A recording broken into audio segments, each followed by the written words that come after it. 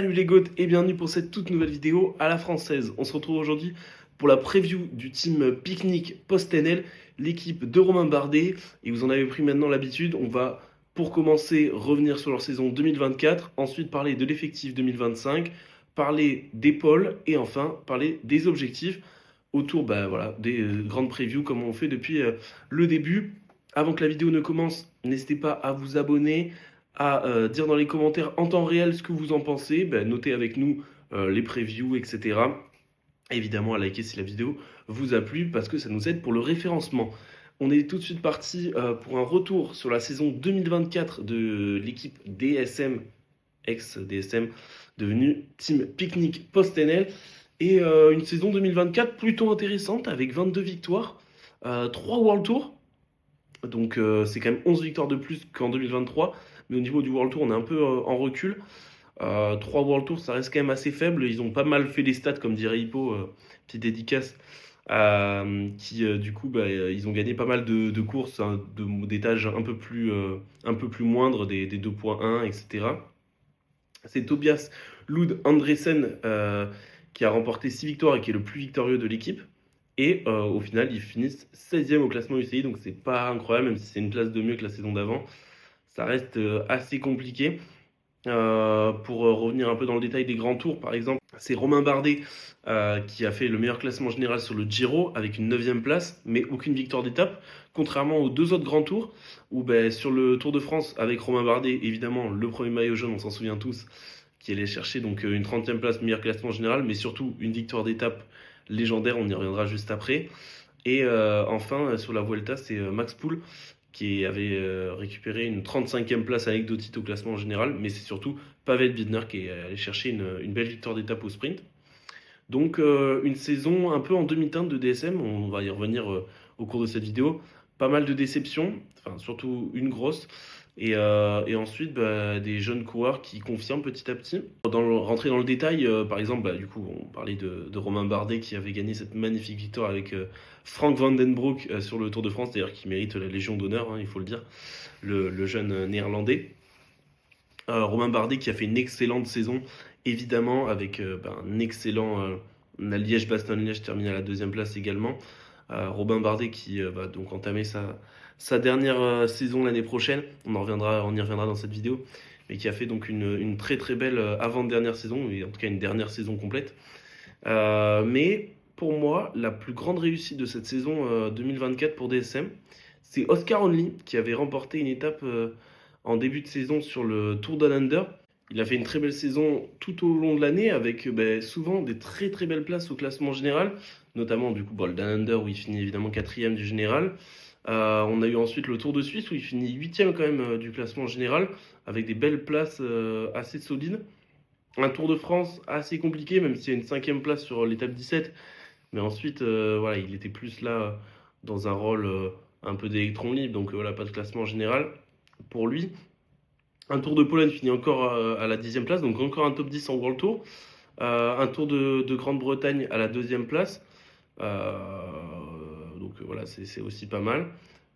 Et puis ensuite, en fin de saison, sur le Guangxi qui est World Tour, il a fini encore à la 2e place du classement général. Donc en soi, il n'y a qu'une victoire.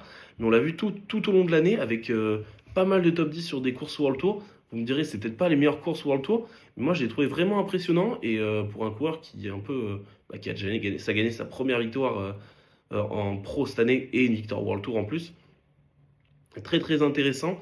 Donc Oscar Only va falloir le surveiller l'année prochaine. On y reviendra après pour un peu les objectifs de la saison prochaine. Mais pour moi, c'est lui la grande réussite de cette équipe DSM, contrairement à la grosse déception. Et vous le savez, c'est pas une surprise pour ceux qui suivent nos vidéos assez régulièrement. C'est un de mes coureurs préférés, Fabio Jacobsen, qui a fait une saison très compliquée. Voilà, il a gagné une seule course cette année, et c'était pas non plus la meilleure autour de Turquie. Une saison vraiment ratée de Fabio, on ne cesse de le répéter, mais souvent assez surprenant quand on sait qu'avant c'était un bon sprinter qui pouvait quand même bien frotter. Maintenant, il ne prend aucun risque et il est souvent hors jeu pour faire le sprint. Il commence son sprint en 20e ou 30e place Et des fois, il essaie de remonter, et des fois, il se relève carrément. Il se relève même souvent. Et voilà, il y a eu une petite lueur d'espoir à un moment dans la saison. Je me souviens, c'était euh, face à, face à Tim Merlier et Philipsen. Il avait battu Philipsen, mais il était juste derrière Tim Merlier. Là, on s'est dit, c'était avant le Tour de France. Et on s'était dit, peut-être qu'il pourrait aller faire quelque chose. Mais finalement, saison très très compliquée. Voilà, il a fait le Giro, il a fait le Tour de France. Ça n'a pas marché sur l'un, ça n'a pas marché sur l'autre. En plus, il a à chaque fois abandonné très très rapidement. Je lui souhaite sincèrement qu'il retrouve le niveau l'année prochaine. On y reviendra dans l'épaule, mais est-ce que c'est toujours un des top sprinters, lui qui était en 2022, pour moi, le meilleur sprinter du monde ou un des meilleurs sprinters du monde? Il a eu ce rôle pendant 1 ou 2 ans. Et après sa grave chute, on le sait tous, au Tour de Pologne. Très très compliqué, donc c'est évidemment le flop de cette année, le fantôme, comme l'appelle si bien Hippolyte. Ensuite, la grosse surprise, il y en avait plusieurs, c'était un peu dur à choisir, mais pour moi, j'ai choisi Pavel Bittner, le jeune Pavel Bittner, qui est donc allé remporter 3 victoires cette année, dont notamment 2 au Tour de Burgos, puis une sur la Vuelta. Il s'est vraiment révélé à son jeune âge. Et c'est une très très belle saison pour Pavel Bittner qui, à 22 ans, s'installe comme un des futurs du sprint, lui qui est tchèque. Donc très très intéressant. Il va falloir voir comment il confirme ça l'année prochaine. Mais en tout cas, belle saison pour Pavel Bittner qui gagne déjà en World Tour pour sa première année, on va dire, au plus haut niveau, même s'il avait déjà fait une année en 2023 chez les pros.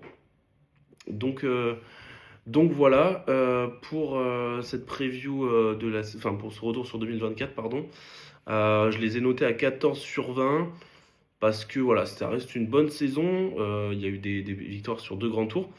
Un peu en demi-teinte parce qu'ils ont un peu fait les stats sur pas mal de courses. Donc les 22 victoires, elles sont un peu révélatrice de quelque chose qui n'est pas arrivé, enfin, c'est-à-dire beaucoup de victoires, mais pour pas grand-chose finalement, entre guillemets. Mais ce maillot jaune de Romain Bardet, évidemment, a fait un gros coup de projecteur pour cette équipe qui était pas une des plus connues au terme du grand public, on va dire. Donc, euh, donc voilà, pour moi j'ai mis 14 sur 20, on pourra en débattre, n'hésitez pas à nous dire dans les commentaires, peut-être qu'un 13 ça serait plus adapté pour cette équipe DSM. On passe tout de suite au mercato et là, c'est le gros point noir, on va dire, de l'équipe. Je l'ai mis à 7 sur 10, c'est peut-être même surnoté.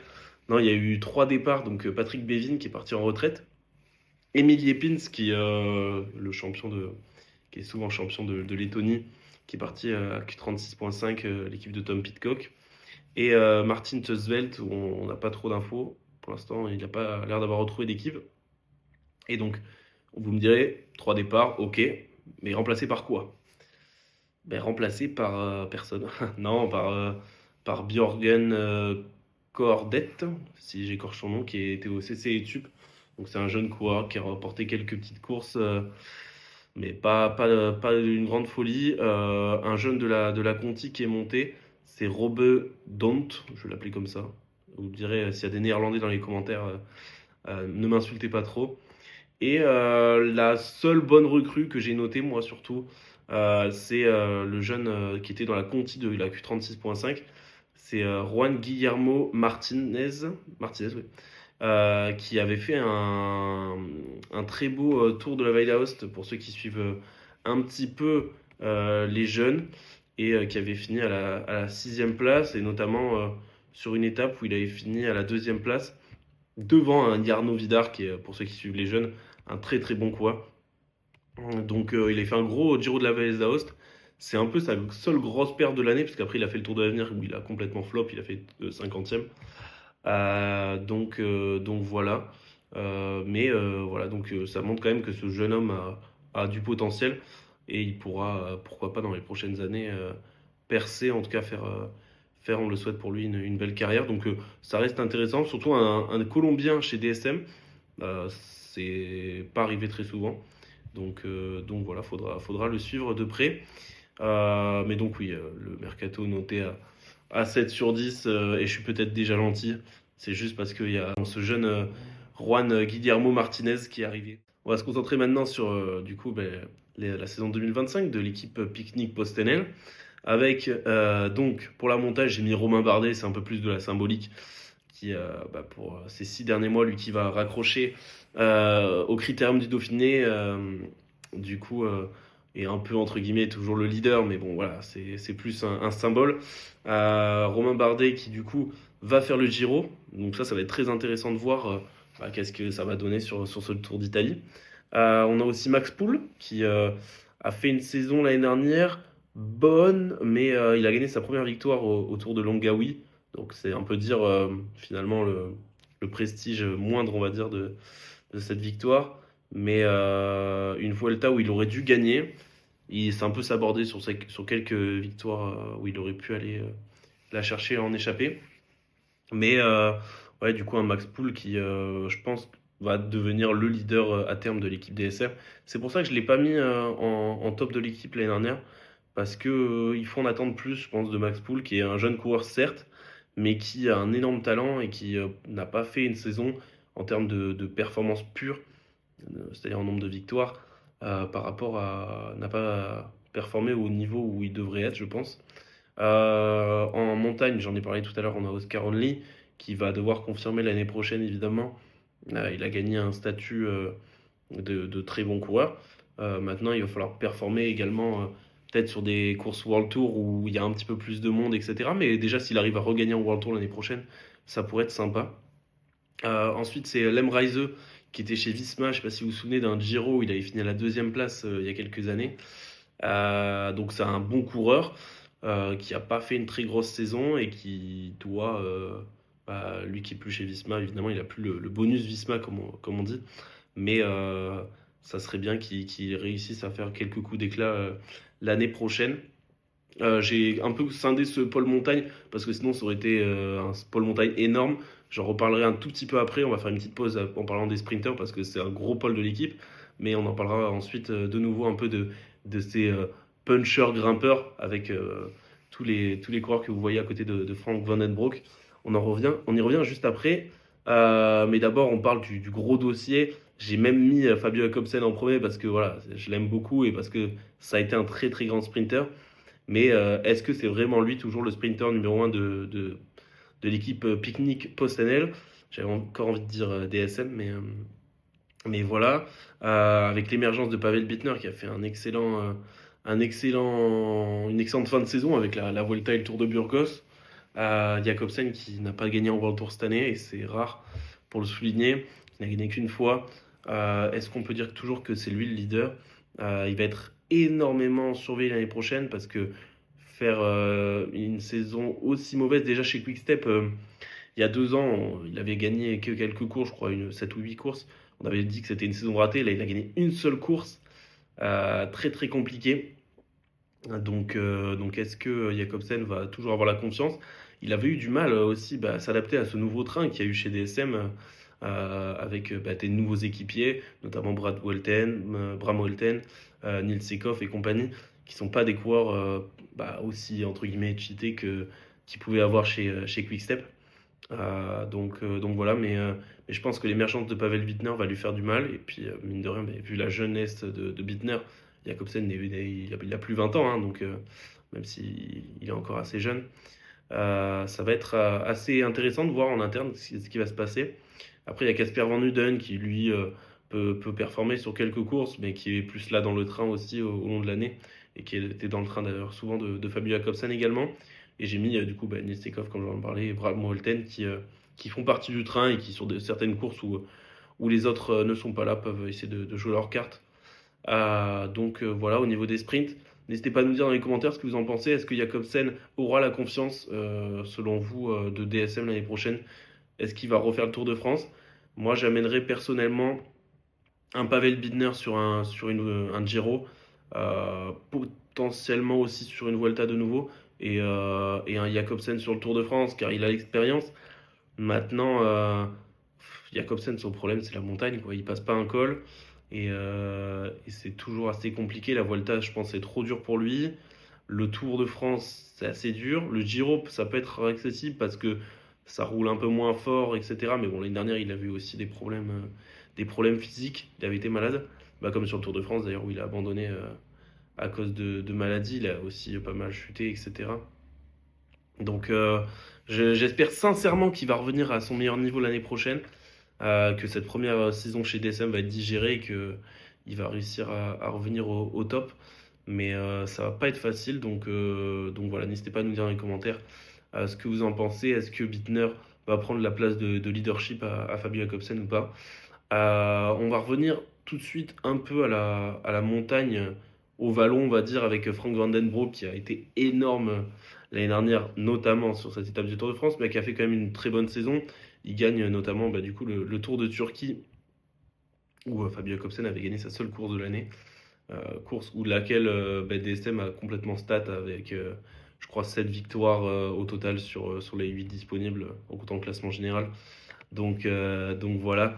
Mais Frank Van Den Broek, bah, quand on voit le niveau qu'il a sur le Tour de France, si Bardet n'est pas là, il gagne, je pense. Enfin, en tout cas, ils auraient pu l'offrir à Frank Van Den Broek, même si voilà, c'est sûr que tout seul, ça aurait pas été aussi simple. Mais il a vraiment un énorme talent et il va falloir voir comment il confirme ça l'année prochaine. Peut-être essayer d'être un peu plus régulier, un peu plus présent tout au long de l'année. Mais voilà, c'est vraiment je pense, un des coureurs en devenir de DSM qui va vraiment être sur les projecteurs parce que bah, voilà, cette pression aussi qu'est le Tour de France l'a mis en lumière et cette pression médiatique. Euh, je pense qu'il va être surveillé l'année prochaine. Kevin Vermaer qui, mine de rien, a fait une saison pas si mauvaise. On l'a pas vu beaucoup parce que Kevin Vermaer, c'est un coureur qui a un énorme potentiel, qui, à 24 ans, n'a toujours pas gagné, mais a été quand même souvent très bien placé. Donc c'est un peu dur de juger. Il aurait dû mieux faire, ça c'est sûr. Mais il fait pas mal de top 10 cette saison. Donc un Giro par contre assez décevant. Où il n'est pas allé chercher le top 10. Et je pense que c'est un peu la déception. Mais j'espère que l'année prochaine, il va réussir à retrouver son meilleur niveau et surtout à progresser, à ne pas stagner parce qu'il a vraiment du talent et que ce serait dommage de ne pas le voir progresser. Warren Barguil dans l'équipe qui est revenue l'année dernière. Assez compliqué cette première saison du retour de Warren Barguil. Bah, il est plutôt jeune également aussi, mais j'espère qu'il aura sa carte sur quelques courses françaises. Et s'il arrive à aller chercher une petite victoire l'année prochaine, ça nous ferait tous plaisir, évidemment, en tant que Français et puis en tant qu'amoureux du cyclisme, parce que quand on a vu ce qu'avait fait Barguil en 2017, on ne peut aimer, comme pour reprendre les mots de certains, quand on aime Barguil, on aime le cyclisme. Donc voilà, mais ça va être pas facile pour Barguil dans un cyclisme où en plus sur les grosses courses c'est impossible si t'es pas au top et sur des courses un peu moindres, bah, on a quand même toujours les grosses équipes qui restent là avec la UAE qui peut aller chercher sur des petites courses facilement des victoires. Donc ça va pas être simple, mais moi je le souhaiterais en tout cas, ça pourrait être sympa. Et enfin, Dinam qui l'année dernière a fait une saison très très très très compliquée et qui a été blessé et ça serait bien qu'il revienne au top, lui qui était très performant. Je me souviens de sa septième place ou sixième place, je sais plus, au championnat du monde de Glasgow. C'était un peu la grosse perf, on va dire. Et ouais, ça serait bien de le voir à un bon niveau l'année prochaine. Mais bon, lui, dans un profil un peu plus sprinter, puncher, c'est un homme rapide, un peu qui aime les parcours accidentés. Donc voilà. On va finir avec le pôle pavé, mais qui est pas un pôle pavé, plus un pôle accidenté, parce que bah, John Degelcom, évidemment, on le connaît, mais qui est plutôt jeune et qui, je pense, ça va être assez compliqué pour lui. Mais il y a dans l'équipe d'autres coureurs qui sont vraiment pas mal, avec bah, Timo Rosen qui était à l'image de Lemreize il y a 2 ans chez Visma, et qui a fait une saison l'année dernière pour moins dire très mauvaise, pas très bonne, vraiment. Lui qui était champion des Pays-Bas il y a 2 3 ans, 2 ans je crois. Il n'a pas été vraiment très très bon. Donc assez compliqué. Par contre, si on compare à Tobias Lund Andresen, qui est lui un sprinter puncher qui aime bien les parcours accidentés, quoi. Lui a énormément gagné l'année dernière, qu'il a gagné 6 fois, même si c'est pas sur les plus grosses courses, je le conçois. Mais d'ailleurs, c'est pour ça que je l'avais pas mis dans le top de la saison, ni la dinguerie de la saison, la révélation de la saison, parce que c'est pas sur des très très grosses courses. Mais, il est vraiment intéressant et je pense que le voir sur des courses un peu plus élevées, entre guillemets, ça pourrait être intéressant et je serais pas surpris qu'il aille chercher des belles victoires face à des gros coureurs parce qu'il a une très belle pointe de vitesse et parce que c'est un super coureur. On l'a vu souvent, bah, du coup, je me souviens de ce Tour de Turquie que j'avais regardé personnellement quand Jakobsen avait gagné. Il y a une fois où c'est Jakobsen qui le laisse gagner parce qu'il était le lanceur de Jakobsen, mais il était très très fort aussi. Donc c'est aussi un très bon poisson pilote. Et j'ai mis 12,5 pour DSM parce que c'est un effectif qui est assez complet, assez homogène, on va dire. Mais il n'y a pas de coureur dinguerie, quoi. De coureur, t'as Max Pool qui est quand même pas mal, mais sinon, c'est pas des coureurs qui sont. C'est des coureurs qui. On a des jeunes qui, eux, vont progresser dans quelques années et qui vont être vraiment intéressants. Mais après, il y a aussi des coureurs comme John Degenkolb qui sont encore là pour leur nom, finalement. Bardet est encore performant, mais Barguil, par exemple, est plus trop performant. Il n'y a pas eu du tout de renouvellement l'année dernière et c'est ça qui est assez dommage parce que déjà que l'effectif était assez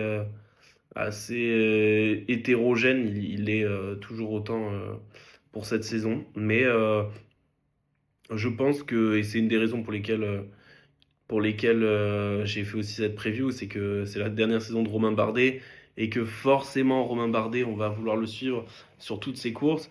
Donc ça va être intéressant de voir ce qu'il va donner. Il va reprendre sur pas mal de courses françaises. Il a dit en plus qu'il voulait se faire plaisir pour cette dernière demi-saison.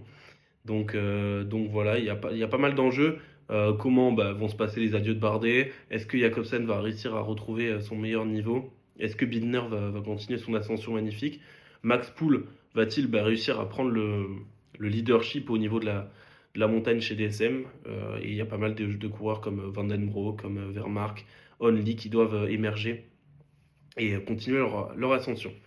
Enfin, pour terminer, on va parler des objectifs et des prédictions. J'en ai un peu parlé, mais plus dans le détail. En objectif, moi, vu qu'ils ont gagné sur 2 des grands tours l'année dernière, si possible, gagner sur 3 grands tours. Je sais que ce sera pas facile. Et au moins refaire 2 sur 3 des grands tours, ça serait pas mal. S'ils arrivent à gagner sur 3 grands tours, ça serait vraiment pas mal. Et c'est possible parce qu'ils ont vraiment des bons sprinters. Donc, je pense à un Giro et une Vuelta, c'est possible d'aller gagner là-bas. Le Tour de France, tout dépendra s'ils amènent Max Poul et voilà, mais je pense que c'est possible. Ensuite, j'ai mis un gros objectif au niveau des victoires. Gagner 25 courses, ils en ont gagné 22, vu qu'ils vont vouloir, j'imagine, aussi faire les stats comme l'année dernière. Gagner 25, je pense que c'est possible. Et faire gagner Bardet en World Tour une dernière fois, ça serait magnifique, on aimerait tellement. Et ça serait vraiment beau, donc pourquoi pas sur une course World Tour. On en reparlera juste après de ma prédiction de quelle course. Moi, je prédis du coup 23 victoires, 5 pour le Tour, donc 2 World Tour de plus que les dernières.